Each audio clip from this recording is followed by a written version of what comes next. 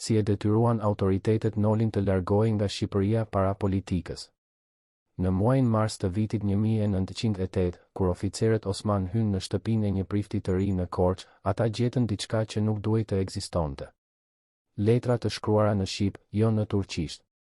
Libra liturgjik të përkthyer pa lejen e patriarkanës. Dhe më e rrezikshme, korrespondencë me intelektual që flisnin për një kishë kombëtare shqiptare. Dokumentet ishin aq sekrete sa edhe vetë prifti i ri, Theofan Noli, nuk I kishte treguar askujt për to, por menjëherë pas asaj nate, këto prova zhdukën pa gjurmë. Kush I mori? Dhe më e rëndësishmja, çfarë fshinin këto letra që mund të shndërronin një prift të thjesht në armik të shtetit? Imagjinoni se jeni një nga pak njerëzit që e dinin të vërtetën për këtë njeri të ri. Çdo takim sekret me patriot, çdo predik në gjuhën shqipe, çdo letër që shkruante për të ndërtuar një kishë të pavarur. Tani imagjinoni, duhet të zgjidhni midis besnikërisë ndaj idealeve tuaja dhe jetës suaj. Në fillim të shekullit të 20, ky prift bëri një zgjedhje që ndryshoi historinë e Shqipërisë. Por çfarë e detyroi ta braktiste atë e tij kaq herët? Përse autoritetet osmane shikonin si kërcënim të tillë saqë duhej të largohej para se të fillonte karrierën politike? Korça e viteve 1900 ishte një qytet ku çdo fjalë dëgjohej, çdo lëvizje vëzhgohej. Theofan Noli, I sapo kthyer nga studimet teologjike, nuk ishte thjesht një prift I ri I plot entuziazëm. Ai ishte diçka më e rrezikshme, një intelektual që besonte se feja dhe kombi mund të bashkoheshin. Në një perandori ku çdo gjuhë tjetër përveç turqishtes konsiderohej si shenjë e rebelimit, predikimet e tij në shqip ishin një akt revolucionar. Por nuk ishin vetëm fjalët që e bënin të rrezikshëm. Ishin lidhjet e tij. Takoi me njerëz që flisnin për shkolla shqipe, për libra në gjuhën e nënës, për një kishë që nuk do t'i përgjigjej as Stambollit, as Athinës. Autoritetet osman kishin një dosje për të, edhe pse ai ende nuk kishte bërë asgjë që mund të quhet krim. Por në atë kohë, të menduarit ishte mjaft. Nata kur shtëpia e tij u kontrollua nuk ishte e rastësishme. Dikush e kishte denoncuar. Dikush nga rrethi I ngushtë, dikush që e dinte se çfarë ruante ai në sirtarët e tij. Oficerët osman nuk erdhën me zhurmë, nuk thyen dyer. Hyn qetë, sikur kishin çelësin. Noli nuk ishte atje. Ishte larguar disa ditë më parë, sikur e kishte ndjerë rrezikun. Kur u kthye, gjeti shtëpinë e tij të zbrazët nga çdo dokument që mund ta lidhte me lëvizjen kombëtare. Por jo të gjitha letrat u morën nga autoritetet. Disa prej tyre, më të rëndësishmet, ishin zhdukur nga dikush tjetër. Dikush që e njihte mirë. Dikush që dinte se ku t'i kërkonte. Kush ishte ky person? Dhe pse vendosi ta shpëtonte Nolin duke fshehur provat? Në muajt që pasuan, jeta e Nolit u bë një ekuilibër I brisht midis shërbimit fetar dhe mbijetesës. Çdo predik e tij kontrollohej. Çdo vizitë në shtëpinë e tij regjistrohej. Ai e dinte se po vëzhgohej, por nuk mund të heshte. Feja e tij nuk ishte vetëm një çështje shpirtërore, ishte një mjet për të mbajtur gjallë identitetin shqiptar në një kohë kur çdo shenjë e kombësisë po shtypej. Por sa kohë mund të vazhdonte kështu? Sa kohë para se dikush nga autoritetet të vendoste se ai kishte shkuar shumë larg? Përgjigja erdhi më shpejt se sa ai mendonte. Një mbrëmje, një vizitor I panjohur erdhi në shtëpinë e tij. Nuk dha emër, nuk shpjegoi se kush e kishte dërguar. Thjesht I la një letër dhe iku. Letra ishte e shkurtër, por mjaft e qartë, largohu. Tani. Kush ishte ky vizitor misterioz? Ishte dikush nga qeveria që po e paralajmëronte? Apo dikush nga lëvizja kombëtare që e dinte se plani për ta arrestuar ishte gati? Noli nuk e pyeti kurrë. Ai e dinte se në atë kohë, pyetjet mund të kushtonin jetën. Brenda një jave, ai ishte në një anije që po largohej nga Shqipëria. Nuk I tha askujt se ku po shkonte. Nuk mori shumë gjëra me vete. Vetëm disa libra, disa letra dhe një vendosmëri që një ditë do të kthehej. Por në atë moment, ai nuk e dinte se largimi I tij nuk do të ishte I përkohshëm. Nuk e dinte se do të kalonte vite larg atdheut, duke punuar në fabrika në Amerikë, duke mësuar gjuhë të reja, duke shkruar artikuj që askush në Shqipëri nuk mund t'i lexonte. Nuk e dinte se kthimi I tij do të ishte jo si prift, por si politikan. Si kryeministër. Si njeri që do të përpiqej të ndryshonte historinë e një kombi të tërë. Por përse duhej të largohej aq herët? Çfarë e bënte atë kaq të rrezikshëm për autoritetet osman? Përgjigja nuk qëndron vetëm në predikimet e tij, as në letrat që shkruante. Qëndron në diçka më të thellë, në vizionin e tij për një Shqipëri ku feja dhe kombi nuk do të ishin në konflikt, ku kisha do të shërbente popullin, jo perandorin. Ky vizion ishte një kërcënim ekzistencial për një sistem që mbahej së bashku nga besnikëria fetare ndaj Stambollit. Nëse shqiptarët krijonin kishën e tyre, nëse fillonin të mendonin për veten si komb, jo si subjekte të perandorisë, atëherë e gjithë struktura do të fillonte të shkatërrohej. Autoritetet e dinin këtë. Dhe prandaj, edhe para se Noli të bëhej një figurë politike, edhe para se të fliste për demokraci apo reforma, ai duhej të largohej. Në Amerikë, Noli gjeti një komunitet shqiptarësh që jetonin në hije, që punonin në fabrika dhe minierat, që flisnin gjuhën e tyre vetëm në shtëpi. Ai filloi të organizonte mbledhje, të mbante shërbesa fetare në Shqip, të shkruante artikuj për gazeta të vogla që lexoheshin në fshehtësi. Por edhe atje, larg nga Shqipëria, ai nuk ishte i sigurt. Agjentët osman kishin infiltruar komunitetet e emigrantëve. Çdo fjalë që thoshte, çdo letër që shkruante, mund të raportohej mbrapsht në Stamboll. Dhe nëse autoritetet vendosnin se ai ishte një kërcënim edhe nga largësia, ata mund të dërgonin dikë ta heqte përgjithmonë. Noli e dinte këtë. Dhe prandaj, edhe në Amerikë, ai jetonte me kujdes, duke ndryshuar adresën shpesh, duke mos besuar askënd plotësisht. Por çfarë e mbante gjallë? Çfarë e bënte të vazhdonte, edhe kur dukej se nuk kishte shpresë për kthim? Ishte besimi se një ditë Shqipëria do të ishte e lirë. Se një ditë ai do të mund të kthehej dhe të shërbente popullin e tij, jo si një rebel në Arati, por si një lider i zgjedhur.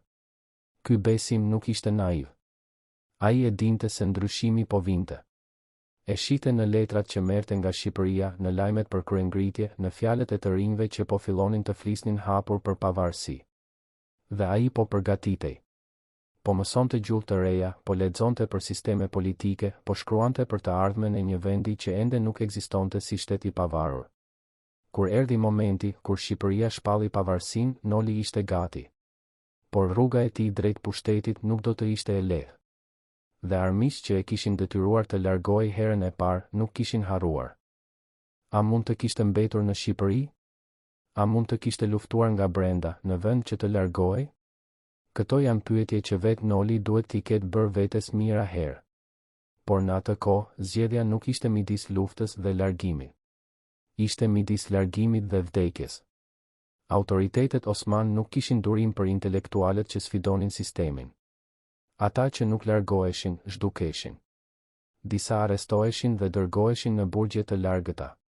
Të tjerë gjendeshin të vdekur në rrethana misterioze. Noli e dinte këtë. Dhe prandaj, kur erdhi paralajmërimi, ai nuk hezitoi. Ai zgjodhi jetën. Zgjodhi të luftonte nga largësia, duke ditur se një ditë do të kthehej. Por çmimi i kësaj zgjedhjeje ishte i lartë. Vite larg familjes, larg adheut, larg gjithçkaje që e bënte të ndihej i plodh. Dhe kur më në fund u kthye, kur u bë kryeministër, ai solli me vete jo vetëm përvojën e mërgimit, por edhe hijet e atyre që e kishin detyruar të largohej. Ai nuk harroi kurrë sepse kishte ikur. Nuk harroi kurrë se kush ishin ata që e kishin denoncuar, që e kishin vëzhguar, që e kishin kërcënuar. Dhe kur erdhi koha për të qeverisur, ai përpiqej të ndërtonte një Shqipëri ku askush nuk do të detyrohej të zgjidhte midis idealeve dhe jetës. Por a ishte kjo e mundur? A mund të ndryshonte një vend që kishte qenë në shtypje për shekuj? Apo armiqtë e vjetër ishin ende aty, duke pritur momentin e duhur për ta rrëzuar? Historia e largimit të Nolit nuk është thjesht historia e një njeriu që iku nga rreziku. Është historia e një sistemi që nuk mund të toleronte ndryshimin, që nuk mund të pranonte se një prift i ri mund të kishte ide që sfidonin rendin e vjetër. Është historia e një perandorie që po vdiste, por që ende kishte mjaft fuqi për të shtypur ata që guxonin të imagjinonin një të ardhme ndryshe. Dhe është historia e një njeriu që, edhe kur u detyrua të largohej, nuk e humbi kurrë shpresën se një ditë do të kthehej. Që do të luftonte. Që do të fitonte. Por çmimi i kësaj fitoreje do të ishte më i lartë se sa ai mund të imagjinonte. Dhe armiqtë që e kishin detyruar të largohej herën e parë, nuk do të pushonin kurrë së luftuari kundër tij. A e dinte Noli, kur hipi në atë anije, se po fillonte një udhëtim që do të zgjidhte dekada? A e dinte se largimi I tij nuk do të ishte vetëm një akt mbijetese, por një hap I parë drejt një karriere politike që do ta bënte një nga figurat më kontroverse të historisë shqiptare? Apo mendonte se do të ishte vetëm një largim I përkohshëm, disa muaj, ndoshta një vit, derisa gjërat të qetësoheshin? Ne nuk e dim. Por ajo që dim është se ajo natë në mars të vitit 1908, kur oficerët Osman hynë në shtëpinë e tij, ndryshoi gjithçka. Dhe letrat që zhdukën atë natë, letrat që askush nuk I pa kurrë më, mund të kenë mbajtur sekretet që shpjegojnë jo vetëm pse Noli u detyrua të largohej, por edhe pse ai nuk u harrua kurrë nga ata që e shikonin si kërcënim. Në dimrin e vitit 1909, një grua e veshur me të zeza hyri në një kishë të vogël në Boston. Ajo nuk erdhi për të falur. Erdhi për të folur me priftin që sapo kishte mbajtur një shërbim fetar në Shqiv. Kur Theofan Noli e pa, zemra I ngriu. Ajo ishte motra e një burri që kishte qenë miku I tij më I ngushtë në Korçë. Burri që e kishte paralajmëruar për kontrollin e shtëpisë. Burri që kishte zhdukur pas asaj nate. Gruaja nuk foli shumë. Thjesht I dha një zarf të verdhur nga koha. Brenda kishte një letër të shkruar me dorën e vëllait të saj. Letra fillonte me fjalët: nëse po lexon këtë, do të thotë se unë nuk jam më gjallë. Ajo që vijonte ishte një dëshmi që shpjegonte gjithçka. Emrat e atyre që e kishin denoncuar Nolin. Emrat e atyre që kishin urdhëruar vëzhgimin e tij. Dhe më e rëndësishmja, emrin e njeriut që kishte planifikuar jo vetëm largimin e Nolit, por eliminimin fizik të gjithë atyre që mbështesnin idenë e një kishe shqiptare të pavarur. Ky emër nuk ishte I një oficeri Osman. Ishte I një prifti grek nga Patriarkana e Stambollit. Noli lexoi letrën 3 herë, duart I dridheshin. Miku I tij kishte paguar me jetën për të mbrojtur këtë të vërtetë. Kishte fshehur dokumentet që mund ta komprometonin Nolin, por nuk kishte mundur të fshihej vetë. Autoritetet e kishin gjetur. E kishin marrë në mes të natës. Familja nuk kishte dëgjuar më asgjë për të. Asnjë gjykim. Asnjë njoftim zyrtar. Thjesht një zhdukje e plot, sikur nuk kishte ekzistuar kurrë. Motra e tij kishte pritur 10 vjet për të gjetur një mënyrë të sigurt për t'ia dërguar letrën Nolit. 10 vjet duke jetuar me frikën se dikush mund ta zbulonte se ajo e dinte të vërtetën. 10 vjet duke parë fëmijët e vëllait të saj të rriten pa e ditur se çfarë I kishte ndodhur babait të tyre. Kur Noli e pyeti pse kishte pritur aq gjatë, ajo ju përgjigj me një zë të thyer, sepse doja që fëmijët e mi të rriten. Nëse kisha folur më herët, edhe ata do të zhdukeshin. Kjo ishte çmimi I të vërtetës. Jo vetëm për ata që guxonin ta flisnin, por edhe për familjet e tyre. Noli e kuptoi atëherë se largimi I tij nuk kishte qenë vetëm për të shpëtuar veten. Kishte qenë për të shpëtuar të gjithë ata që ishin të lidhur me të. Nëse ai kishte mbetur, nuk do të ishte vetëm jeta e tij në rrezik. Do të ishin edhe familjet e atyre që e mbështesnin. Fëmijët e tyre. Gratë e tyre. Të moshuarit që vareshin prej tyre. Sistemi nuk godiste vetëm individin. Godiste gjithçka rreth tij, derisa askush të mos guxonte më të mendonte ndryshe. Kjo ishte arsyeja pse aq shumë intelektual zgjidhen heshtjen. Pse aq shumë patriot hoqën dorë nga idealet e tyre. Sepse çmimi I rezistencës nuk ishte vetëm personal. Ishte kolektiv. Ishte një barë që mbarte gjithë familja, gjithë komuniteti. Por Noli nuk mund të heshtë. Edhe kur mësoi për fatin e mikut të tij, edhe kur e kuptoi se çdo fjalë që thoshte mund të vinte dik tjetër në rrezik, ai vazhdoi. Organizoi më shumë mbledhje. Shkroi më shumë artikuj. Predikoi më fort për të drejtën e shqiptarëve për të pasur një kishë në gjuhën e tyre. Por tani, çdo herë që fliste, e bënte me një peshë të re në zemër. E dinte se diku, mund të paguante për fjalët e tij. E dinte se armiqtë e tij nuk ishin vetëm në Stamboll apo në Athinë. Ishin edhe në komunitetet e emigrantëve. Ishin njerëz që dukeshin si miq, që vinin në shërbesat e tij fetare, që I shtrëngonin dorën dhe buzëqeshnin. Por që në fshehtësi raportonin çdo fjalë te autoritetet. Kush ishin këta njerëz? Si mund t'i besonte dikujt, kur dinte se tradhtia mund të vinte nga çdo anë? Në verën e vitit 1911, Noli mori një tjetër vizitë të papritur. Këtë herë ishte një burr I ri, I ardhur sapo nga Shqipëria. Ai pretendonte se ishte dërguar nga një grup patriotësh që po planifikonin një kryengritje kundër osmanëve. Kishin nevojë për mbështetjen e Nolit. Kishin nevojë që ai të mobilizonte diasporën shqiptare në Amerikë, të mbledhte fonde, të organizonte dërgimin e armëve. Noli e dëgjoi me vëmendje. Por diçka nuk shkonte. Burri i ri dinte shumë. Dinte emra që nuk duhej t'i dinte. Dinte detaje për takimet e Nolit që ishin mbajtur në fshehtësi. Dhe më e rëndësishmja, nuk kishte asnjë letër rekomandimi nga njerëzit që Noli i besonte në Shqipëri. Kur Noli e pyeti se kush e kishte dërguar saktësisht, burri i ri u bë nervoz. Filloi të ndryshonte historinë. Tha se kishte ardhur me iniciativën e tij. Se kishte dëgjuar për Nolin dhe kishte menduar se ai do të donte të ndihmonte. Noli e largoi me butësi, por menjëherë pas kësaj ndryshoi adresën. Lëvizi në një lagje tjetër, nuk i tha askujt se ku po shkonte. Sepse e dinte se ky burr i ri nuk ishte patriot. Ishte provokator. Ishte dërguar për ta testuar, për të parë nëse Noli do të pranonte të përfshihej në aktivitete që mund ta komprometonin. Nëse ai kishte rënë dakord, nëse kishte dhënë emra apo kishte premtuar ndihmë, ky informacion do të ishte përdorur kundër tij. Do të ishte arrestuar si konspirator. Do të ishte ekstraduar. Do të ishte zhdukur si miku i tij. Kjo ishte taktika e re e autoriteteve. Nuk pritnin më që njerëzit të bënin gabime. I krijonin vetë rastet. Dërgonin agent që shtireshin si aleat. Dhe kur viktima binte në Grack, e godisnin pa mëshirë. Sa kohë mund të vazhdonte kështu? Sa kohë mund të jetonte Noli në këtë gjendje të vazhdueshme vigjilence, duke mos besuar askënd, duke ndryshuar adresë çdo disa muaj, duke kontrolluar çdo fjalë që thoshte?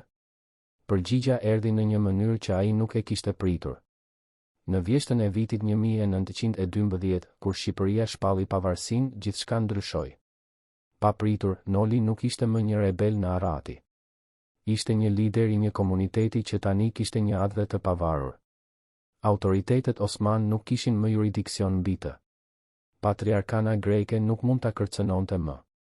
Për herë të parë në vite, ai mund të fliste lirshëm, pa frikën se dikush do të vinte ta heshte.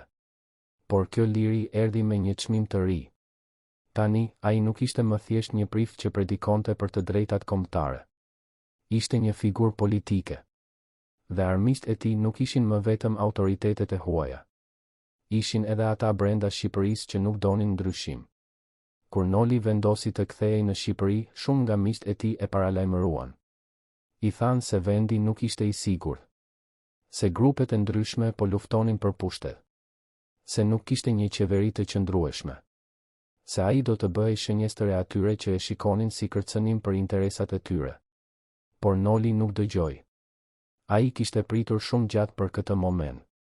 Kishte jetuar vite në mërgim, duke ëndërruar për ditën kur do të mund të shërbente popullin e tij në tokën e tij.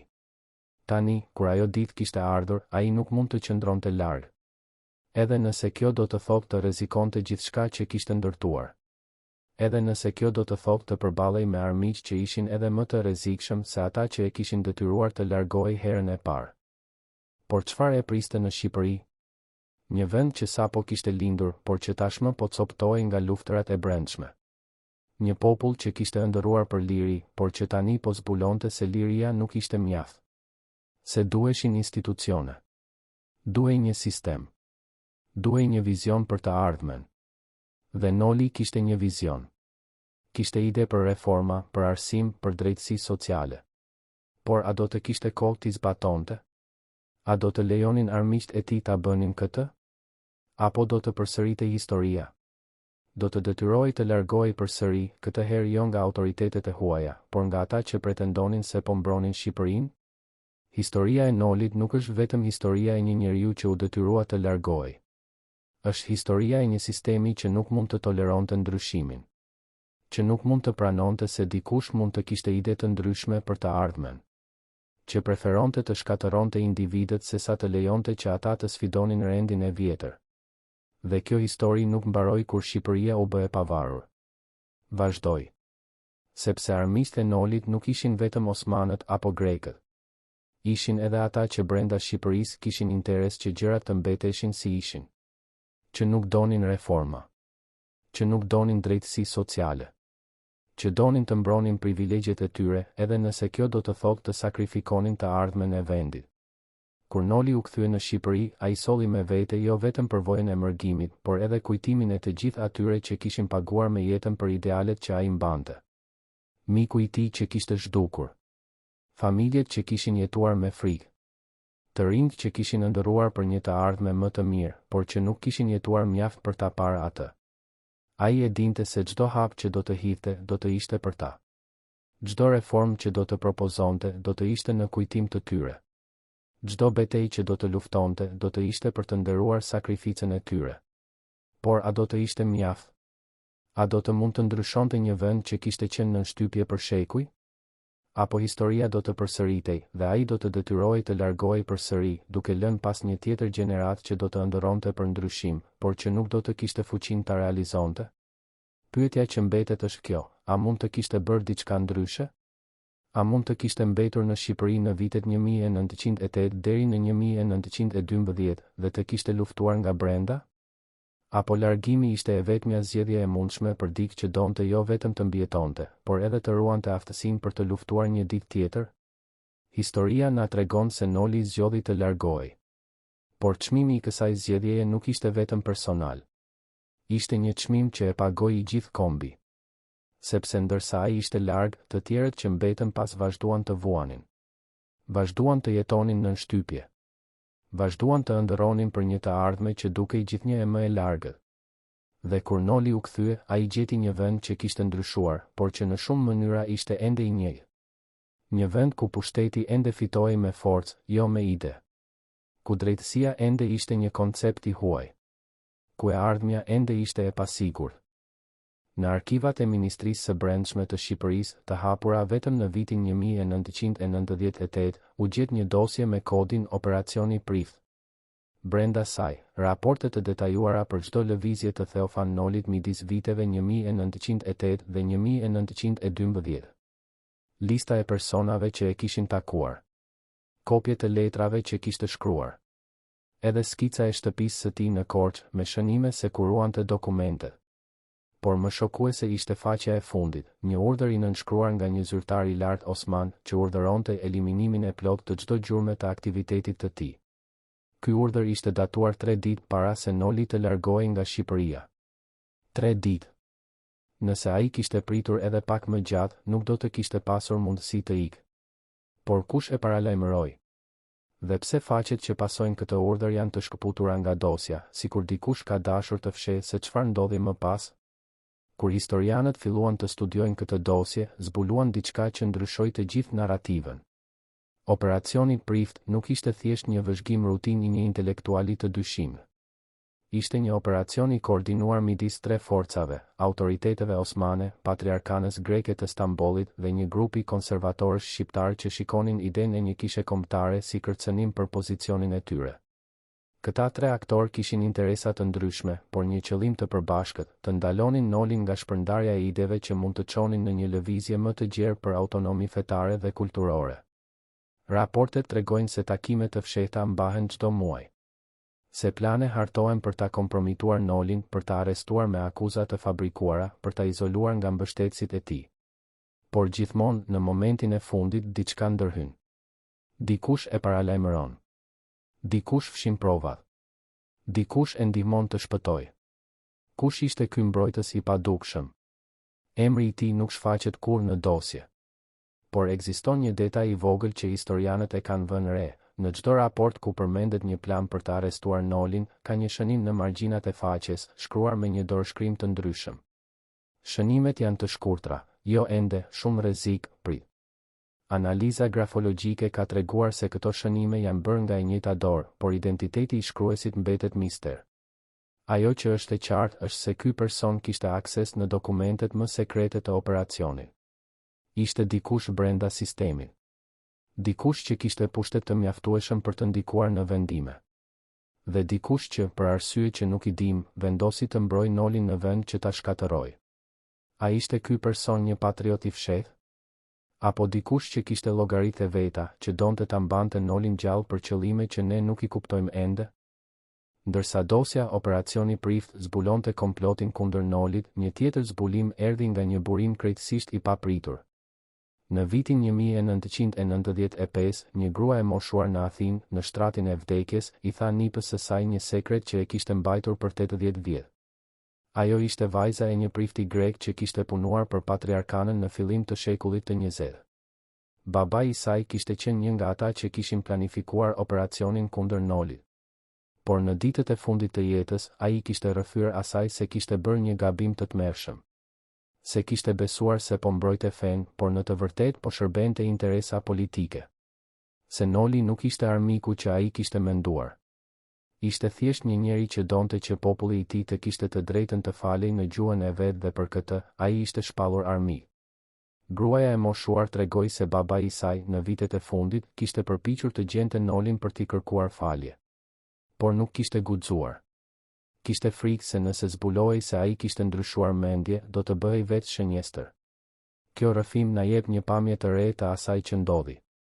Operacioni kundër Nolit nuk ishte thjesht një akt i një sistemi të shtypjes. Ishte një tragjedi njerëzore, ku njerëz që besonin se po bënin të drejtën, në të vërtetë po kontribuonin në padrejtësi. Ku njerëz që kishin pushtet e përdornin atë jo për të mbrojtur fen, por për të mbrojtur pozicionin e tyre. Ku frika dhe ambicia shndërronin aleatët në armiq dhe ku e vërteta sakrifikohej për hir të stabilitetit. Prifti grek që kishte planifikuar operacionin kundër Nolit nuk ishte një njeri i keq. Ishte thjesht një njeri që kishte besuar në sistemin e gabuar. Që kishte menduar se duke shtypur një zë të vetëm do të mbante paqen. Por në vend të kësaj kishte kontribuar në një cikël dhune dhe frike që do të vazhdonte për dekada. Ndërsa këto sekrete zbuloheshin, një pyetje e re lindte: sa njerëz të tjerë ishin përfshirë në këtë operacion? Sa njerëz kishin ditur se çfarë po ndodhte, por kishin zgjedhur të heshnin? Dhe më e rëndësishmja, sa prej tyre ishin vetë shqiptar? Sepse ajo që dosjet zbulojnë është se tradhtia nuk erdhi vetëm nga jashtë. Erdhi edhe nga brenda. Kishte shqiptar që shikonin Nolin si kërcënim për pozicionin e tyre. Që kishin frikë se nëse ai do të kishte sukses në krijimin e një kishe kombëtare, kjo do të çonte në ndryshime më të gjera që do t'i privenin nga privilegjet e tyre. Këta njerëz nuk ishin shumë në numër, por ishin të fuqishëm. Kishin lidhje me autoritetet osmane. Kishin pasuri. Kishin influencë. Dhe kishin shumë për të humbur nëse Noli do të kishte sukses. Një nga këta njerëz ishte një tregtar i pasur nga Korça, i cili kishte ndërtuar pasurinë e tij duke u shërbyer si ndërmjetës midis autoriteteve osmane dhe popullatës lokale. Ai kishte interes që sistemi ekzistues të vazhdonte, sepse pozicioni i tij varri nga ai sistem. Kur Noli filloi të predikonte për një kishë shqiptare, ky tregtar e pa këtë si fillimin e fundit. Nëse shqiptarët do të fillonin të organizoheshin rreth identitetit të tyre kombëtar, nëse do të fillonin të kërkonin më shumë autonomi, atëherë roli i tij si ndërmjetës do të bëhej i panevojshëm. Dhe prandaj, ai bëri diçka që shumë do ta konsideronin si tradhti, raportoi aktivitetet e Nolit te autoritetet osmane. Dha emra të atyre që e mbështesnin. Dhe ofroi të ndihmonte në operacionin për të arrestuar. Por edhe ky tregtar nuk ishte thjesht një tradhtar. Ishte një njeri që kishte zgjedhur mbijetesën mbi ideale. Që kishte vendosur se familja e tij, pasuria e tij, pozicioni i tij ishin më të rëndësishëm se ardhmja e kombit. Kjo zgjedhje nuk ishte e pazakontë. Në atë kohë, shumë njerëz bënin zgjedhje të ngjashme. Sepse çmimi i rezistencës ishte shumë i lartë dhe shpërblimet ishin të pasigurta. Pse të rrezikoje gjithçka për një ide që mund të mos realizohej kurrë? Pse të besosh në një të ardhme që mund të mos vinte kurrë? Ishte më e lehtë, më e sigurt të pranoje sistemin ashtu siç ishte. Të gjeje vendin tënd brenda tij. Të mbijetoje. Dhe kjo është ajo që shumica bën. Por jo Noli. Ai zgjodhi ndryshe. Dhe për këtë, ai pagoi një çmim që pak njerëz do të ishin të gatshëm ta paguanin. Kur Noli mësoi vite më vonë për tradhtinë e këtij tregtari, ai nuk u habi. Ai e kishte ditur gjithmonë se armiqtë e tij nuk ishin vetëm jashtë. E kishte ditur se kishte njerëz brenda komunitetit të tij që nuk e mbështesnin. Por ajo që e dhembi më shumë nuk ishte tradhtia në vetvete. Ishte fakti se ky tregtar, pas pavarësisë së Shqipërisë, vazhdoi të jetonte një jetë të rehatshme. Nuk u ndëshkua kurrë. Nuk u përball kur me pasojat e veprimeve të tij. Madje, në disa raste, u paraqit si patriot, si dikush që kishte kontribuar në lëvizjen kombëtare. Dhe shumë njerëz e besuan. Sepse historia shkruhet nga ata që mbijetojnë, jo nga ata që thonë të vërtetën. Dhe në Shqipërinë e re, kishte shumë njerëz që kishin interes të rishkruanin të kaluarën e tyre, të fshinin tradhtitë e tyre, të paraqiteshin si heronj kur në të vërtetë kishin qenë bashkëpunëtor. Por le të kthehemi te Noli. Në vitet që ai kaloi në Amerikë, trupi i tij filloi të tregonte shenjat e stresit të vazhdueshëm. Fotografitë të tij nga viti 1908 e tregojnë si një burr të ri, plot energji, me një shprehje të vendosur por optimiste. Fotografi nga viti 1911 e tregojnë një njeri të ndryshuar. Flokët kanë filluar të thinjen. Fytyra është më e hollë, më e lodhur. Sytë kanë një shprehje të largët, sikur po shohin diçka që të tjerët nuk mund ta shohin. Kjo nuk ishte thjesht plakja normale. Ishte efekti i jetesës në presion të vazhdueshëm. I frikës së vazhdueshme. I dijes se çdo ditë mund të ishte e fundit. Mjekët që e ekzaminuan në atë kohë shënuan se ai vuante nga pagjumësi kronike. Se kishte probleme me stomakun, të shkaktuara nga stresi. Se shpesh kishte dhimbje koke të forta që e detyronin të qëndronte në shtrat për ditë të tëra. Por Noli nuk u ankua kurrë. Nuk foli kurrë publikisht për vuajtjet e tij. Sepse ai e dinte se nëse tregonte dobësi, armiqtë e tij do ta përdornin kundër tij. Do të thonin se ai nuk ishte i fortë mjaft për të udhëhequr. Se nuk ishte i aftë për të përballuar presionin e pushtetit. Dhe prandaj, ai mbajti një maskë. Në publik, ishte gjithmonë i fortë, i vendosur, i sigurt. Por në privat, ishte një njeri që po shkatërohej nga brenda. Që po paguante çmimin fizik të zgjedhjeve që kishte bërë. Që po sakrifikonte shëndetin e tij për idealet e tij. Dhe kur më në fund u kthye në Shqipëri, kur u bë kryeministër, trupi i tij ishte tashmë i dëmtuar në mënyra që nuk mund të riparoheshin. Ai kishte vetëm disa muaj në pushtet. Disa muaj për të përpiqur të realizojë vizionin që kishte mbajtur gjallë për vite. Por a ishte kjo mjaft? A mund të bënte ndryshimin që kishte ëndërruar, kur trupi i tij po i thoshte se koha po mbaronte? Dhe këtu vjen pyetja që askush nuk e ka bërë kurrë, a e dinte Noli se sa pak kohë kishte? A e dinte se trupi i tij po dështonte? Mjekët e tij në Amerikë i kishin thënë se nëse nuk do të ngadalsonte, nëse nuk do të pushonte nga puna e vazhdueshme, ai do të pësonte pasoja serioze. Por ai nuk dëgjoi.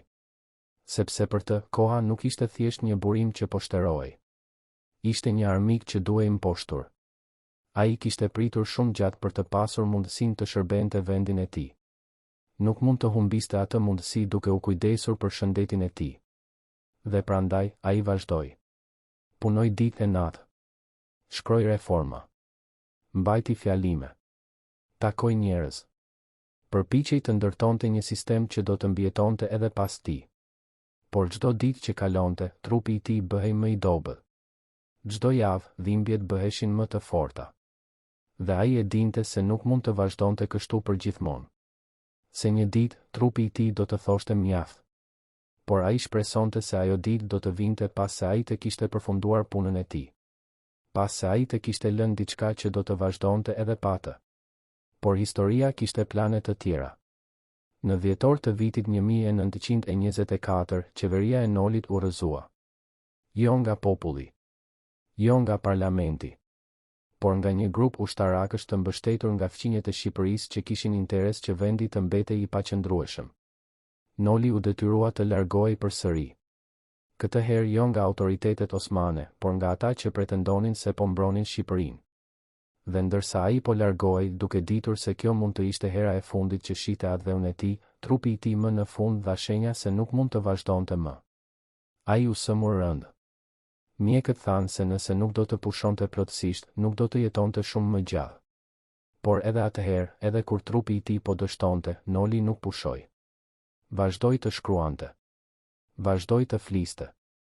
Vazhdoi të luftonte për idetë e tij. Sepse për të, jeta nuk kishte vlerë nëse nuk jetoi për diçka më të madhe se vetja.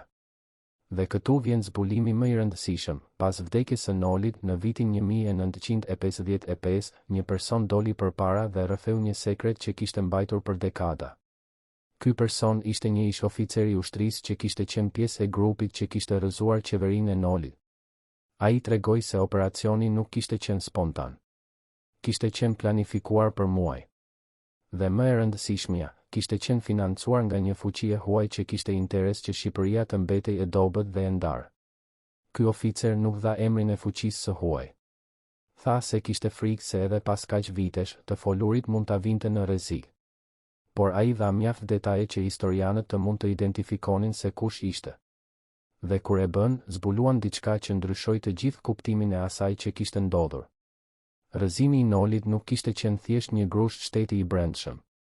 Kishte qenë pjesë e një loje më të madhe gjeopolitike, ku Shqipëria ishte thjesht një pion. Fuqitë e mëdha të rajonit nuk donin një Shqipëri të fortë dhe të pavarur. Donin një Shqipëri që mund të manipulojë, që mund të kontrollojë, që mund të përdorej për interesat e tyre. Dhe Noli, me vizionin e tij për reforma, për drejtësi sociale, për një shtet të fortë dhe të pavarur, ishte një kërcënim për këto interesa. Dhe prandaj, ai duhej të largohej. Jo sepse kishte bërë diçka të gabuar, por sepse po bënte diçka shumë të drejtë. Sepse po kërcënonte rendin e vjetër. Sepse po tregonte se një Shqipëri tjetër ishte e mundur. Dhe kjo ishte gjëja më e rrezikshme që dikush mund të bënte. Kush përfitoi nga rrëzimi i Nolit? Kush mori pushtetin pas tij? Një njeri që kishte lidhje të forta me fuqitë e huaja.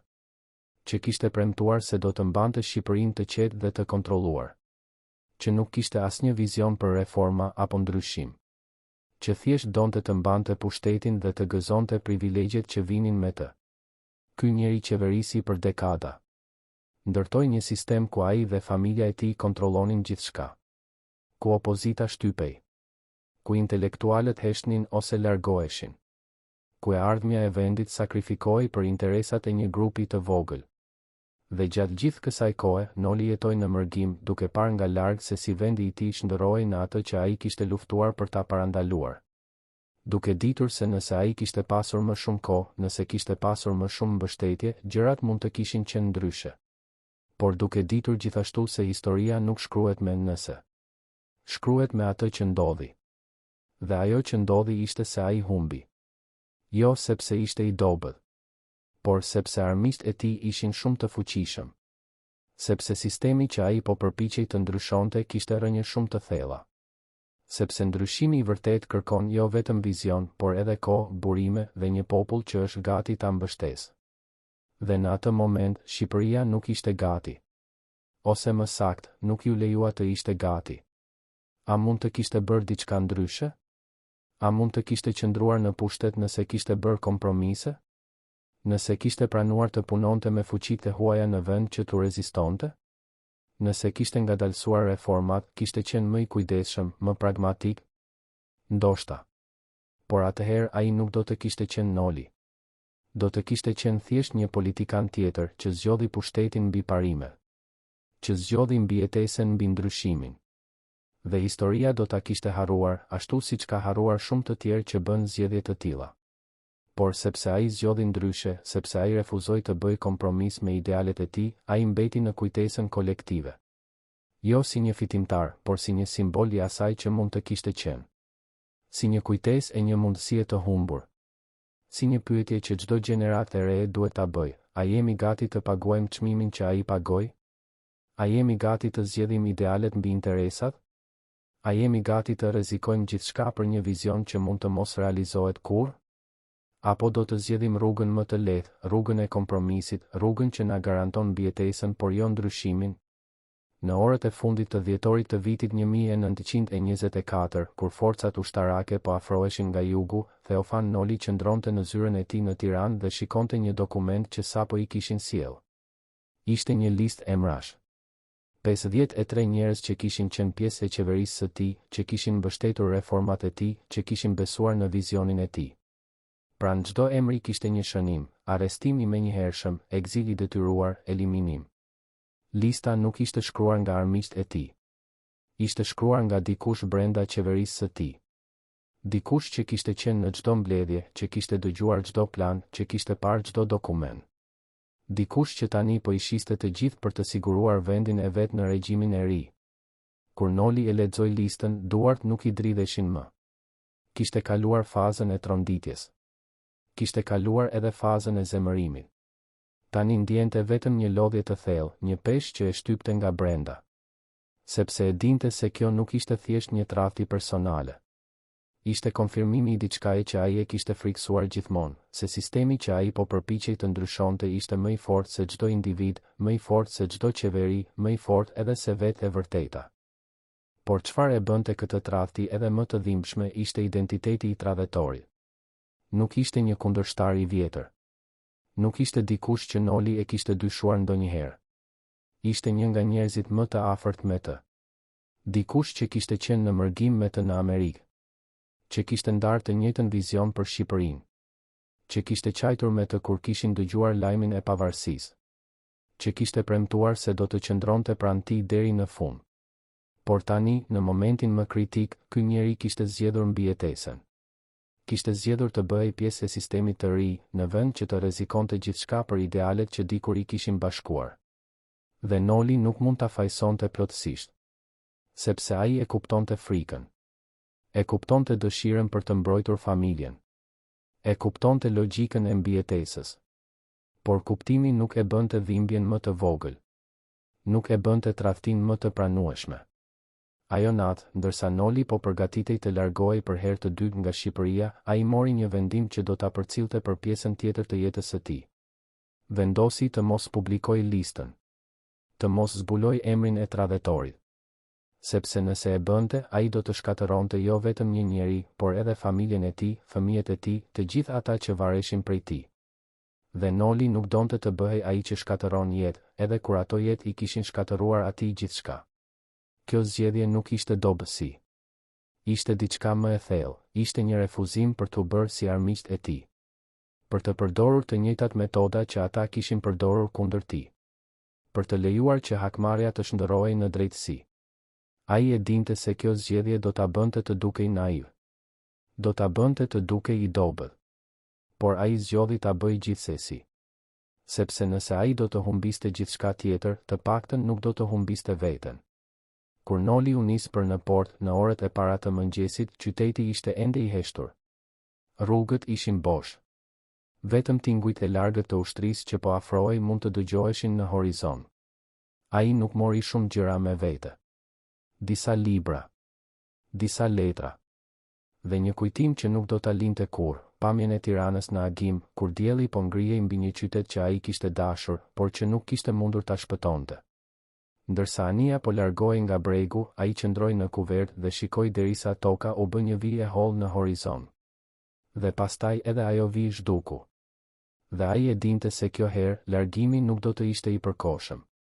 Kjo herë, ai nuk do të kthehej si kryeministër. Ndoshta nuk do të kthehej fare. Sepse trupi i tij po i thoshte se koha po mbaronte. Dhe historia po i thoshte se momenti i tij kishte kaluar. Por edhe në atë moment të errët, Noli nuk e humbi shpresën plotësisht. Sepse ai e dinte se idealet nuk vdesin me njerëzit që i mbajnë. Vazhdojnë. Kalojnë nga një gjeneratë te tjetra.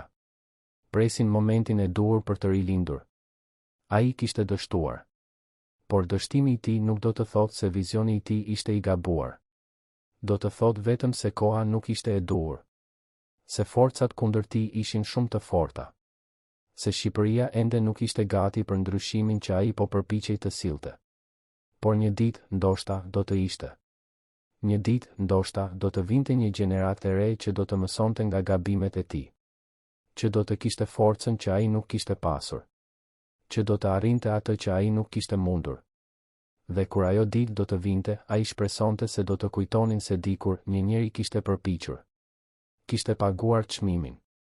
Kishte humbur gjithçka. Por nuk kishte dorëzuar kur idealet e tij. Vitet që pasuan ishin vite heshtjeje. Noli jetoi në mërgim, larg nga politika, larg nga vëmendja publike. Shkroi libra që pak njerëz lexuan. Mbajti shërbesa fetare për një komunitet të vogël emigrantësh që po harronin gjuhën e tyre. Shikoi nga larg ndërsa Shqipëria shndërrohej në atë që ai kishte friksuar, një vend i kontrolluar nga një diktator, ku çdo zë i ndryshëm shtypej, ku e ardhmja sakrifikohej për interesat e një grupi të vogël. Dhe çdo herë që dëgjonte lajme nga Adheu, zemra i thyej pak më shumë. Sepse ai e dinte se gjërat mund të kishin qenë ndryshe. Nëse ai kishte pasur më shumë kohë. Nëse kishte pasur më shumë mbështetje. Nëse armiqtë e tij nuk kishin qenë aq të fuqishëm. Por historia nuk shkruhet me nëse. Shkruhet me atë që ndodhi. Dhe ajo që ndodhi ishte se ai humbi. Në vitet e fundit të jetës, Noli rrallë fliste për kohën e tij si kryeministër. Kur e pyesnin, thjesht tund kokën dhe thoshte, ishte një kohë tjetër. Një botë tjetër. Por një herë, në një bisedë me një gazetar të ri që po shkruante një libër për historinë e Shqipërisë, ai tha diçka që zbuloi se çfarë mbante ende brenda, unë nuk pendohem për asgjë që bëra. Pendohem vetëm për atë që nuk pata kohë të bëja. Për shkollat që nuk hapa. Për ligjet që nuk kalova. Për njerëzit që nuk arrita të ndihmoja. Por nëse do të kthehesha mbrapsht, do të bëja të njëjtën gjë. Sepse disa gjëra vlejnë më shumë se suksesi. Vlejnë më shumë edhe se jeta. Kjo ishte testamenti i tij. Jo një justifikim. Jo një kërkesë për falje. Por një pohim se ai kishte jetuar sipas parimeve të tij, edhe kur ato parime e kishin çuar në humbje. Kur Noli vdiq në vitin 1955, pak njerëz morën vesh. Gazeta në Shqipëri nuk e përmendën. Qeveria nuk dërgoi asnjë përfaqësues në funeral. Ishte sikur ai nuk kishte ekzistuar kurrë. Sikur vitet e tij si kryeministër ishin vetëm një ëndër, një moment i shkurtër që historia kishte vendosur ta harronte. Por në komunitetet e vogla të emigrantëve shqiptar, njerëzit mblodhen për ta kujtuar. Për të treguar histori për të. Për të mbajtur gjallë kujtimin e një njeriu që kishte përpiqur të ndryshonte historinë, edhe kur historia nuk ishte gati të ndryshojë. Dhe në ato mbledhje, në ato biseda të qeta, diçka e çuditshme ndodhi. Njerëzit filluan të kuptojnë se Noli nuk kishte dështuar plotësisht.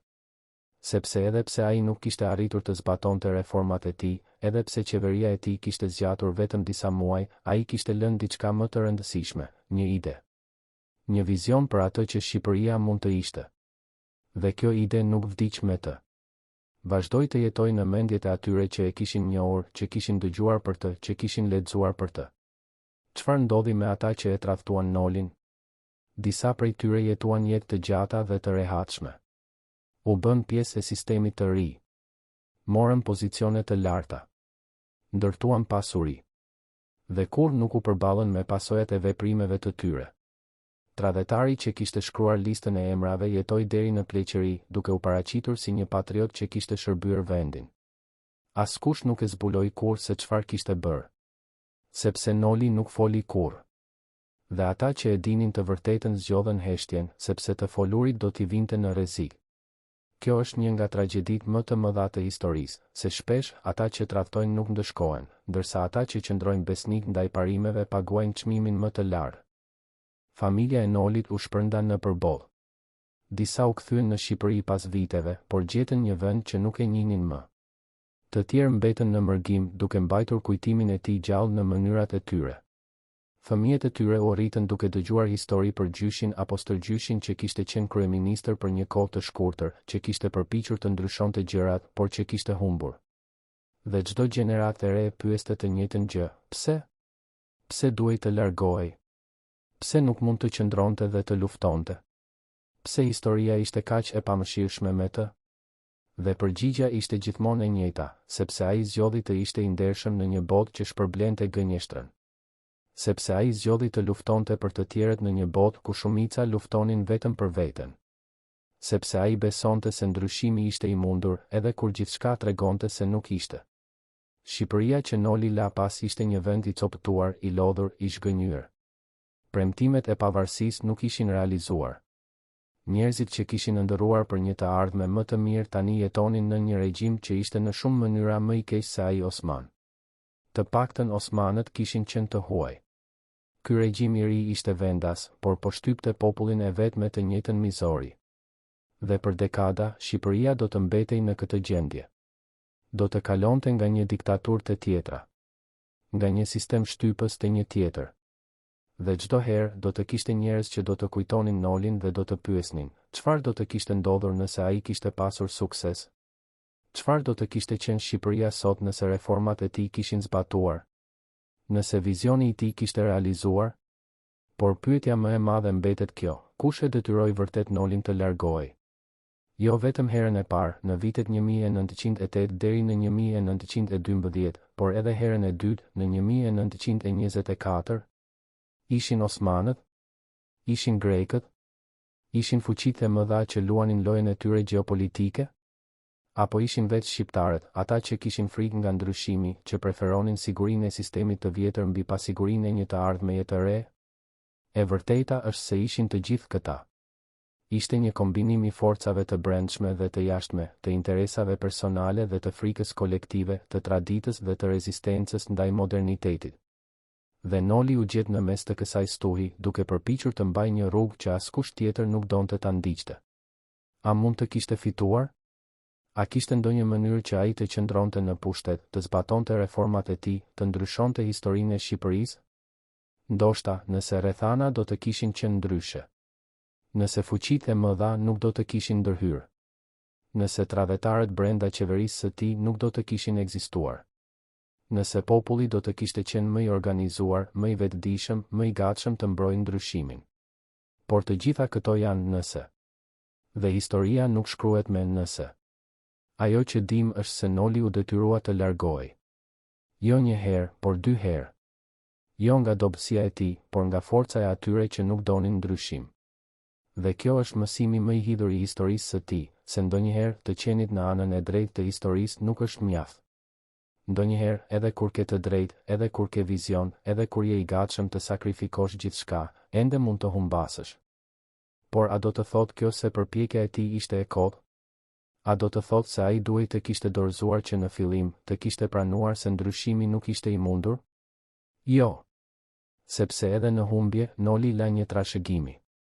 La një ide që nuk vdiq me të. La një shembull që frymëzoi të tjerë, edhe dekada më vonë.